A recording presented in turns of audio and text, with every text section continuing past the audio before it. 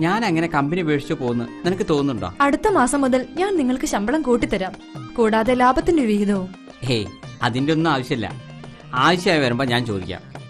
ആ വർമാജി, ഇന്നെന്റെ ബർത്ത്ഡേ ആണ്. രാത്രിയിലെ ഡിന്നർ വീട്ടിൽ നിന്നാകാം. വർമാജി എന്തായാലും വരണം. അതെന്താ എന്നെ മാത്രം വിളിക്കുന്നത്? വിവാഹശേഷം ഞാൻ കുടുംബസമേതം മാത്രമേ എവിടെയും പോകാറുള്ളൂ. ജീവിതത്തിൽ എന്റെ ആകെ ഒരു ഫ്രണ്ട് വർമാജി മാത്രമാണ്. പിന്നെ ഒരു അല്പം സ്വകാര്യ നിമിഷങ്ങൾ നമുക്ക് നമ്മുടേതായി പങ്കുവെക്കാലോ. ഇന്നത്തോടെ ഞാൻ ചേട്ടന്റെ എല്ലാ ടെൻഷനും മാറ്റിത്തരും. നോക്ക്, എന്റെ ടെൻഷൻ മാറ്റാൻ എന്റെ വീട്ടിൽ എന്റെ ഭാര്യയുണ്ട്. എനിക്ക് ഒരിക്കലും അവളെ വഞ്ചിക്കാൻ പറ്റില്ല. അതിന് അവരിപ്പോൾ ഇതൊന്നും അറിയാൻ പോണില്ലല്ലോ.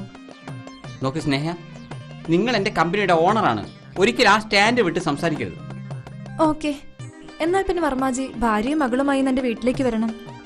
ഞാൻ കാത്തിരിക്കും. You must come. Okay, thank U.